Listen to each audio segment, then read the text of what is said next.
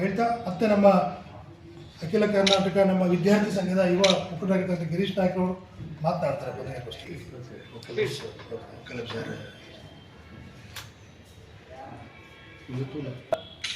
ಬಂಜಾರ ಲಂಬಾಣಿ ಗುರುಪೀಠದ ಪರಮ ಪೂಜ್ಯ ಸರ್ದಾರ್ ಸೇವಾಲಾಲ್ ಸ್ವಾಮಿಗಳವರ ನೇರಲ್ಲಿ ಒಂದು ಪತ್ರಿಕಾಗೋಷ್ಠಿಯನ್ನು ನಡೆಸಿ ಸರ್ಕಾರಕ್ಕೆ ಈ ಸಮುದಾಯದ ವತಿಯಿಂದ ಒಂದು ಆಗ್ರಹವನ್ನು ಮಾಡ್ತಾ ಇದ್ದೇವೆ.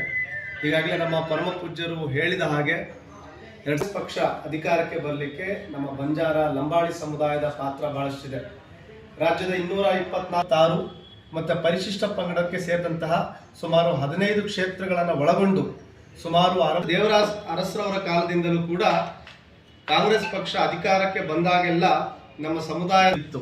ಆದರೆ ಈ ಬಾರಿ ಇತಿಹಾಸದಲ್ಲೇ ಮೊಟ್ಟ ಮೊದಲ ಬಾರಿಗೆ ನಮ್ಮ ಬಂಜಾರ ಸಮುದಾಯದ ಎಲ್ಲ ನಾವು ಮಾಧ್ಯಮದಲ್ಲಿ ನೋಡ್ತಾ ಇದ್ದೇವೆ.